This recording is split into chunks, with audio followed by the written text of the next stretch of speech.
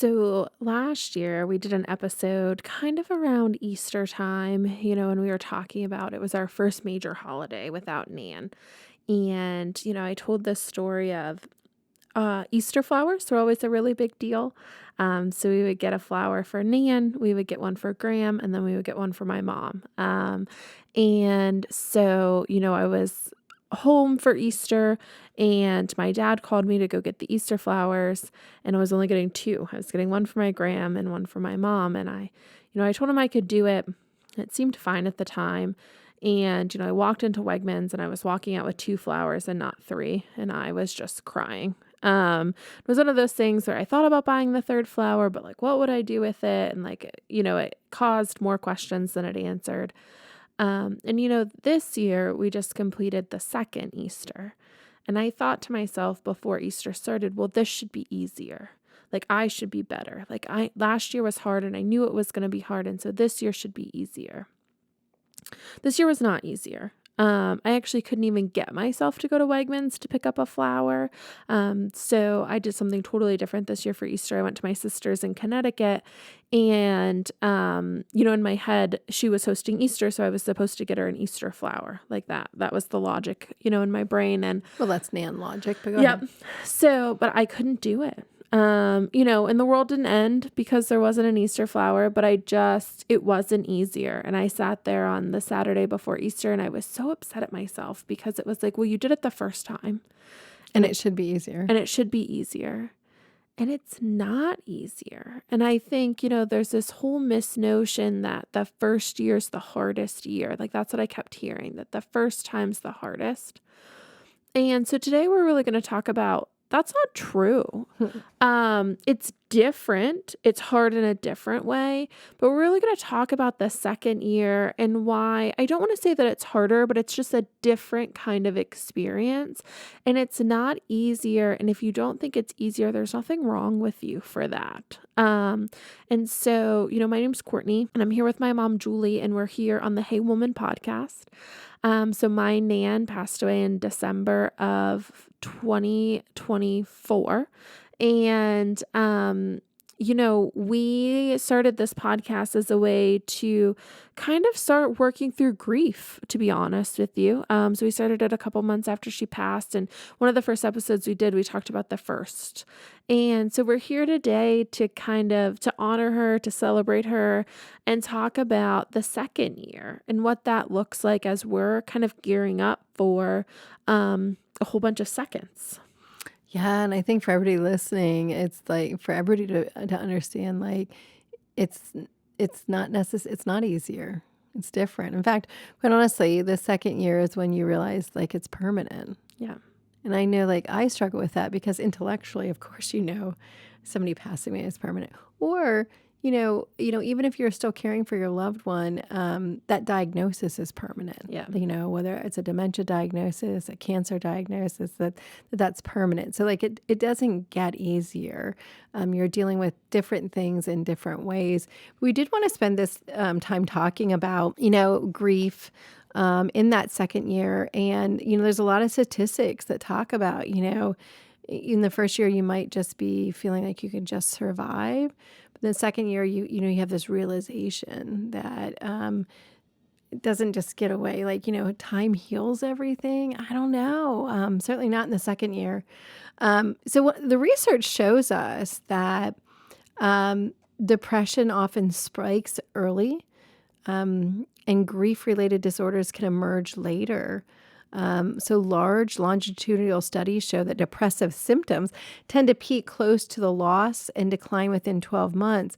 But that does not mean that people are better at all. In fact, quite honestly, although acute depression can rise right after the loss, long-term functional decline and disability can continue to increase beyond year one. Grief differs from depression. What happens for sometimes, unresolved grief can persist and intensify after that initial kind of depressive shock. And I think, Court, you talked about like you should be better. Like I think we all do that to ourselves. You shouldn't be better. It's hard. Well, I actually don't know that you ever get better. And I want to talk about that for a little bit because, what does that mean? Like, I was so upset at myself, right? And I was like, I should be better. Well, what does that mean? Like, better, does that mean that I should be back to the person that I was before she passed away, before she got sick, before she got the diagnosis? Well, I'm never going to be that person again Mm-mm. because I've had all of these experiences. This is a new version of me who I'm trying to form in her absence, right? So being better, I'm never going to respond to a holiday the same way that I would have if she was still around or alive. And that's not worse, right? So if I'm not better, then I'm worse, but that's not true. That's not necessarily how I feel. And so, I think we all do that too. Like, I should be better. I should be able to do this better. Um, And again, I want to underline to everybody this: we're talking about grief after Nan's passing, but losses are losses. Like, we could be doing this to ourselves, like, oh, they got a diagnosis a year ago. I should be better today. But just like you said, like, you're never going to be that same person, and they're not that same person. And so we have to stop thinking that we should be better, and just try to accept that it's different and find out the good and the bad of that. Yeah, you're a different person now. You've had different life experiences, and that means that you have to learn to navigate life in a different way, and there's layers to that. I may not have gone to my sister's for Easter if Nan was still alive. I couldn't be that person again because I made entirely different decisions about the holiday, and they were the right decisions for this year. But they wouldn't have been the right decision 2 years ago.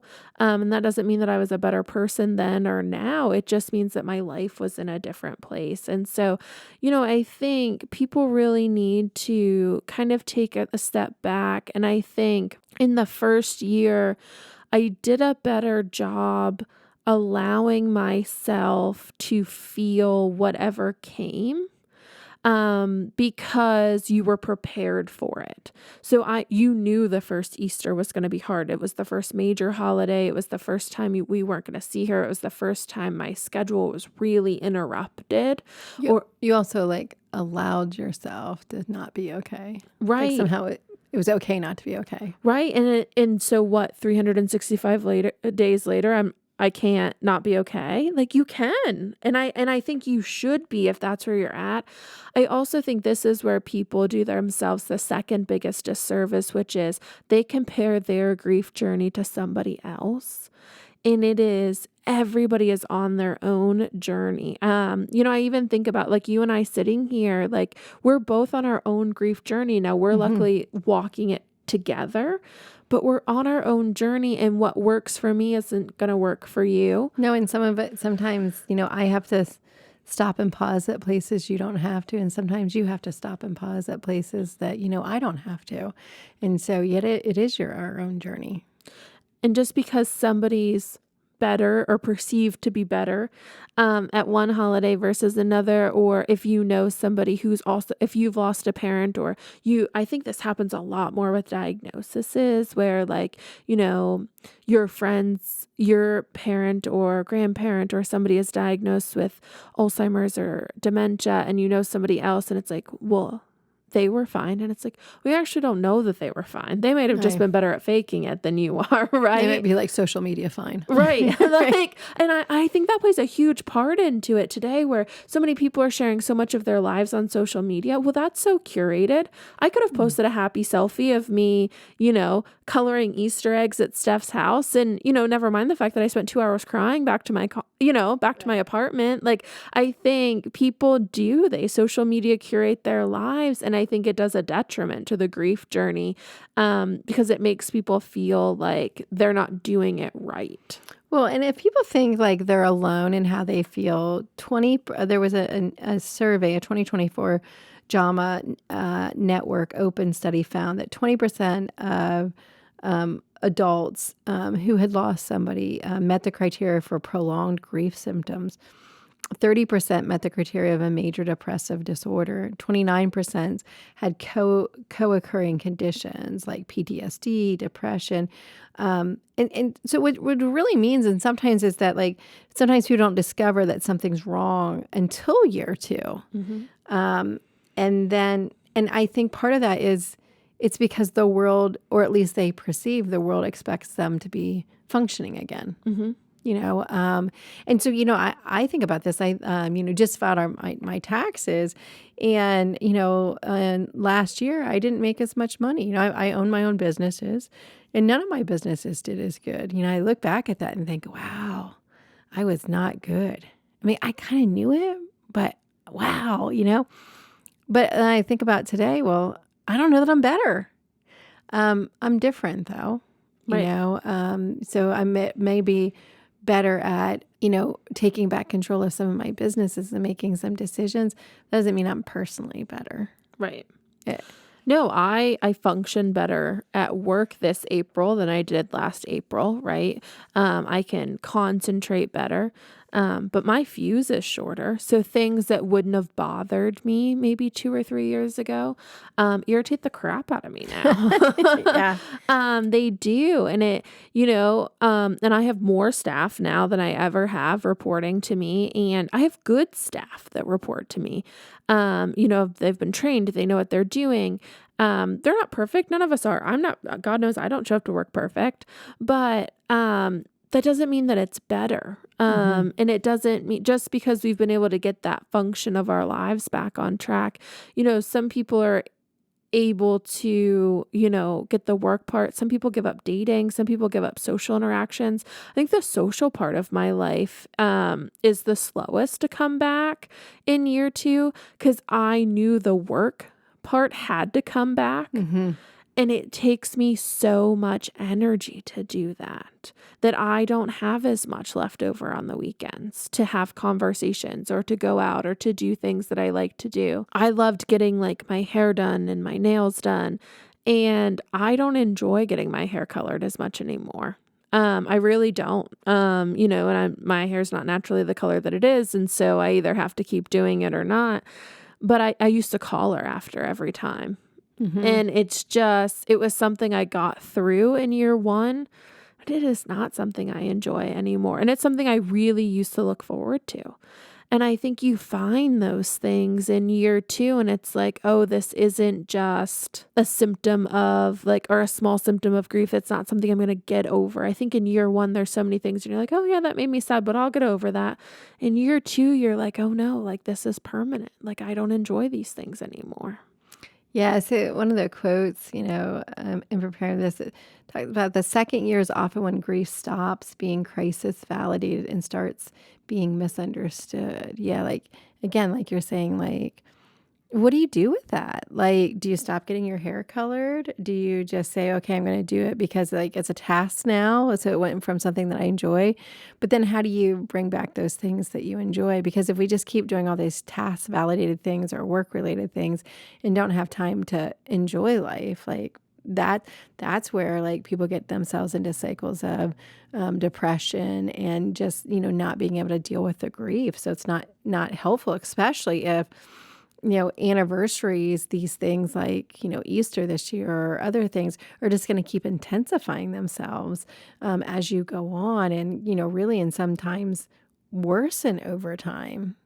Um, it's funny when you talk to me about it, I said, yeah, it gets harder.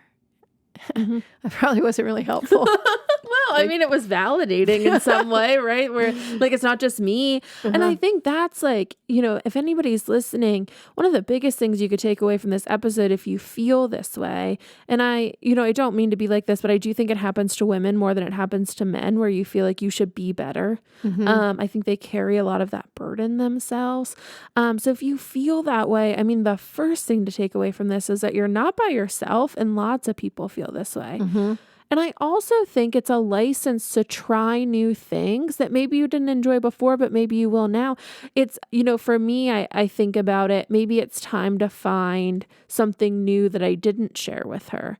And I think it's a hard balance between wanting to honor things that were important to her and that we shared together, and also finding new activities or hobbies or finding joy in things that are just for me.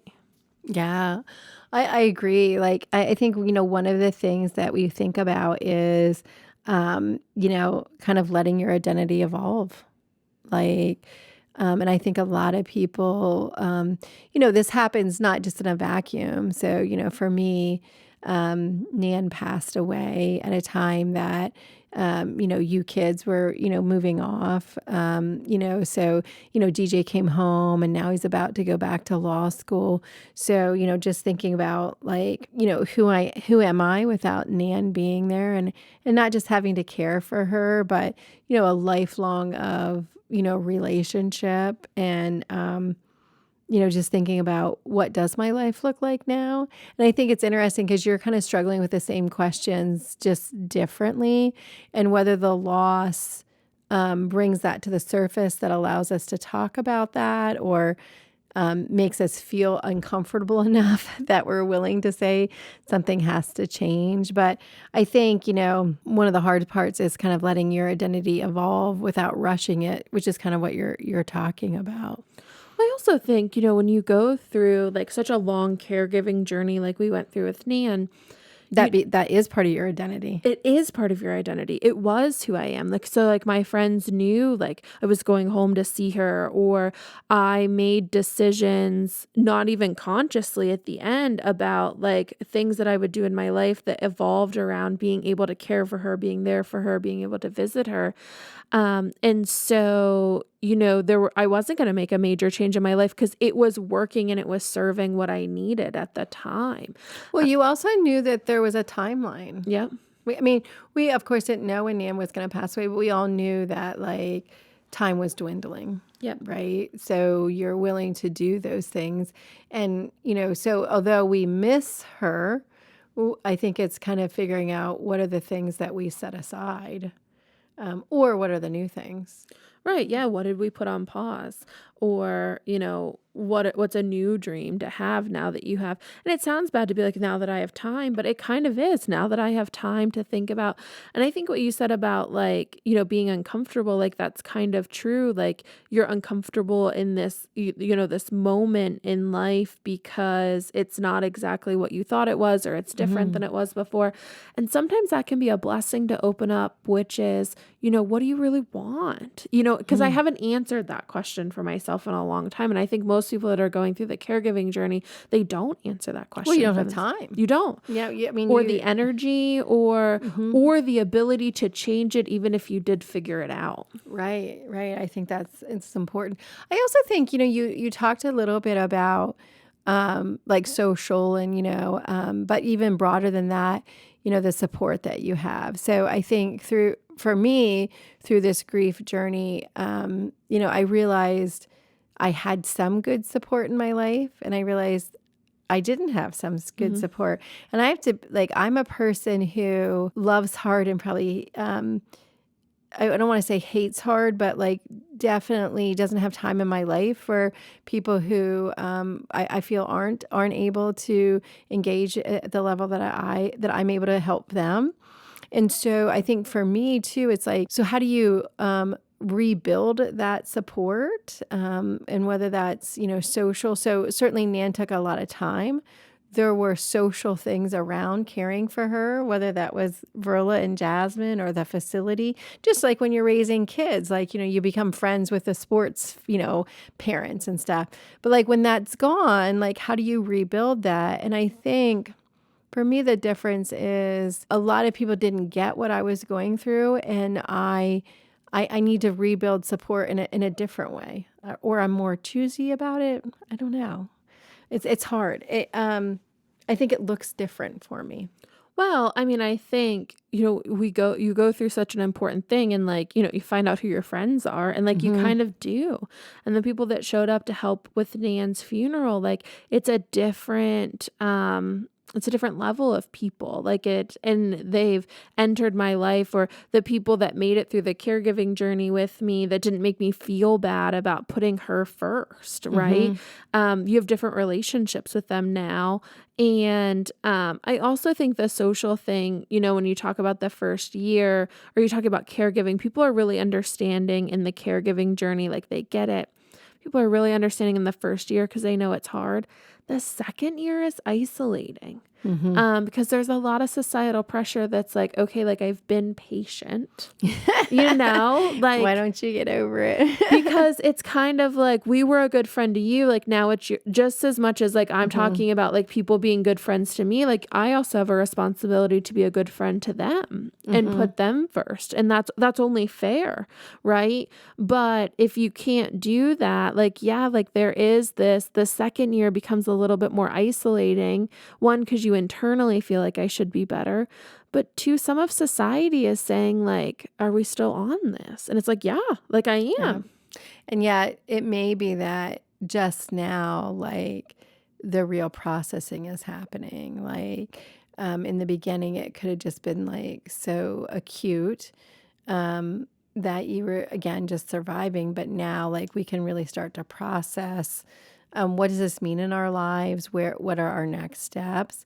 And I think, just understanding that, you're not too late, you're not broken, you're not behind. Like everybody does this at their own pace. And what I do know is that if you hastily walk through grief, you never get through it. And so in some ways you have to let yourself slow down and feel this pain. So that it can make you uncomfortable. So you can make these decisions about how do I rebuild my support? What do I want my life to look like, moving forward. I also think, one of the things that was reading about, and I liked this, is, you have a choice now, like we talked about this second Easter, a choice of like just getting through that Easter or really kind of planning around them. So are we just like bracing ourselves like, oh, I got to survive this day? Or can we, plan for it and be very intentional about it, whether or not, I know for her birthday coming up, last year we took the day off, but everybody's kind of like, we didn't even know what to do with it. So like now, do we want to be more intentional? Like, so for her birthday, I think all kind of like, oh, I don't know. But, then by Christmas, which was close to when she passed away, we were able to be a little bit more intentional and be together. And that may not be what we want for other things, but just kind of understanding, um, I don't know, even just giving yourself an out for a social obligation, doing nothing could be. But I think that this year I could be more intentional about what it is I need versus what people expect me to do. I also think it's a great time. Like, so we obviously holidays are important to us. They're not as important to everybody. Right. And so like finding like the things that are important, but if holidays are important to you and you've been getting through them for so many years, thinking about like we're moving into like and I hate the phrasing, but like it works, which is a new normal. It's a Mhm. new permanent. Did you even really enjoy the holidays before? Like, and that's That's a scary question to ask ourselves, right. right? But is this really what we want to do? Is this really want to how we want to spend our holidays? Like, is it you know, and I think I could answer that better for some than others. Like Christmas Eve was her day, and that will always feel like it belongs to her. And it would feel uncomfortable to me to not spend it with like my cousins on that side. Easter, like I don't feel as important about. Thanksgiving, like it'll all like I'm gonna have to iron the tablecloth, right? Mhm. Yes. And drink a beer and do it the way that she intended us to do it. But her birthday, yeah, it's, should we all go out for dinner? Should we turn it into a celebration or will that be a day that I eventually, just start going back to work and that will just become another day? Just because you make a decision for one holiday doesn't mean you have to make it about all of the anniversaries. But it's really, thinking about diving deep inside like yourself and thinking about, did I even enjoy these beforehand or did I do what they wanted to do because that was important to them? Well, and that's really, really hard because you can feel bad about feeling that way. Mhm. One of the things I went through was DJ's graduation from college. It was the first graduation that she, wasn't able to be there, and there was a part of me that was relieved that I didn't have to figure out all of the stuff to maneuver her and to get her there, and that it could be more like just my moment. Obviously, it was DJ's moment, but Right. that I could just enjoy what happened versus, but then you go through all this stuff. Like then you feel bad for feeling that way, and then at the same point in time, you miss her being there. Right. So I think having that honest look at like was some of that stuff even did you enjoy it or not? And, allowing yourself to name it, to be honest with yourself about it.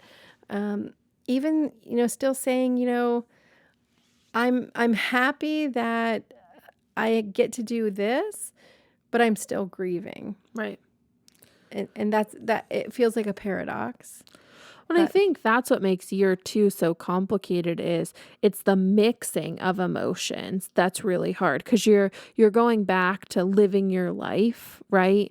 And you're doing And redefining it. and redefining it, and that's exciting and scary. And it's kind of, in year 1, I just felt like, most things were sad. Yeah. And that's easy to kind of, that's easy to identify. It's easy to move through because you know what to do with that. But what you don't know what to do with in your little body is what if I'm happy, sad, angry, and depressed all at the same time? Well, I don't know. Right. Well, I think too, like what you're figuring out in year 2, you don't get to just go back in your life Yeah. because it's not the same. Like so, you almost, and maybe that's what makes year 2 even most difficult is you have to redefine it. You have to rebuild it because there is no going back. And maybe you thought there was. I definitely thought there was. I definitely thought like if I got through the first year and we got through all of this, my life would go back to normal. I would go back to feeling like myself. Hmm. And the reality of it is I am myself, but I don't feel like the me of 2 years ago, and I'm not going to because I'm a different person because I've experienced this. And so what does that mean? Well, and I think it's even harder because, adding on what we talked about, but kind of adding it onto here is like, what does it mean? And in a time when you're probably quieter about it and lonelier about it because society thinks we should be Fine. fine. We're not. And that's okay. But I also think, having, we talked a lot in year 1 about like never going into the holidays without a plan. And I almost feel like you have to go into life with a plan in year 2, right? Hmm. So like having some sort of like emergency plan, figuring out what is comfortable for you and figuring out how you can use that either in major moments or in like everyday life events of, if this happens, if this is how I'm feeling, this is what I'm going to do. This is how I'm going to reset myself. And that could be, I find myself needing more days or weekends or evenings where I'm just relaxing, watching TV, not doing anything and just being quiet. I took a Wednesday off of work a couple of weeks ago and I planned it. Like, so, in my job, I can't just like call out sick, but I have sick days or PTO or whatever. It's all kind of rolled into one. And I planned to take a Wednesday off and I did. And I took that Wednesday off and, I didn't do anything and I didn't feel bad about it. But I just needed a day. I needed a day to sleep in. I went to the gym. I walked the dog. I just needed a day where I needed my life to stop so that I could reorient myself. And I think, people don't take those days and they should, even an hour or 2 or an evening. It's okay to, it feels selfish maybe, but I think you have to be because you weren't for so long. Mhm. Well, and I think too, on top of that, you need those days, but you also need times of relief, where you can laugh and have fun and not feel bad about doing that, which is really, really hard. Um, just feeling okay for the moment doesn't mean that you love them any less. It just means that, and that you still don't miss them. It just means that you're okay for that moment. And you need those moments. You need the quiet moments like you're talking about, but you also need the moments of it being later, because you just can't carry this burden around. You also can't just set it down. So you have to learn how to navigate both of those things. And I think like making sure that you don't compare yourself to anybody else's timeline. So just not rushing it, allowing things to happen and being curious about how you feel about it or what your next step is. I think that's a big one, just like letting go of the blame and the shame and the guilt. Because there's already enough emotions going on inside that you don't need to layer those on top of it. I think it is a really important step. So I think, one of the things, the second year of grief isn't about moving on, which I think is what we thought it would be. Mhm. It's about learning how to stay with yourself, with your love, and with a life that looks different now. Figuring that out. 'Cause you are a different person. You Hmm. experienced this, and the reality of it is that they would want you to figure out how to live your life to the best of its abilities, how to live a full life. We're talking about getting not back to life, but Right. going forward into a different life, into a new chapter, that's full, Hmm. that serves you. And so really rethinking that, we're no longer getting through things, which is what we did a lot in year 1, but that we're active participants in whatever happens, and we're reaching out to support, whether that's professional support, whether that's anti-anxiety medications, whether that's talking to your primary care doctor, um, whether that's a full-on spa retreat in Costa Rica, right? Like whatever you need or your budget allows for, really thinking about what do I want my next chapter to be, and what do I want out of life, and how do I go take it? And it sounds selfish, and it is, and being selfish isn't bad. Not in this sense, right? Because you took care of somebody else for so long, it's time to take care of yourself. Um, you And know, and when you say like so long, I sit here and think about, Nan lived at the village for 8 years, which means she was sick on and off for 8 years, and the last, year particularly was pretty intense. Do you think like now I sit here and think like, why did I think I would get over that so quickly? You know what I mean? Like, well, because it's not that the person passed away. no. It's all of that. It's that, your life was shaped by and put on hold or was put in a certain direction for all that time. Well, and I thought maybe because I grieved along the process Mhm. about her being a different person, that maybe it made the after death grief different or better or faster because I'd already started the process. Grief doesn't exactly work like that, Mm-mm. because you're grieving each individual thing, each individual moment, each individual loss, whether that's a diagnosis, whether that's caring for somebody, whatever that is, there's grief at all of those stages, but the biggest one is learning how to live in a different life. So if you've listened along here today, one of the things, like we said, is you're not alone. This Mhm. affects a lot of people. Um, and I, not a scientist, but would venture to say maybe more people than the statistics say, because I don't know that it's something that people like to talk about. They're not self-reporting in high No, numbers, no. I don't believe so. It's not something I would rush out to self-report. You're not alone. Other people are going through this too, and it's okay that it takes you a little bit to figure out what you want. It's okay that this isn't easy, that it's hard, that you're not sure what to do. So if you'd want to continue to keep having a support system to, listen to, we encourage you to continue to listening to episodes. If you haven't listened to prior ones, we talk about all kinds of things from caregiving to grief to the whole journey. Very open and honest about our part of the process, the good and the bad. Follow us along on TikTok and Instagram and Facebook. If you're actively caregiving right now and you just don't know what to do, please go to the planningandprotecting.com website. There's all kinds of free resources. There's information about getting an attorney in your area. There's just all kinds of really great information that can kind of help you along this process. But we really appreciate you listening along. Thanks, everybody.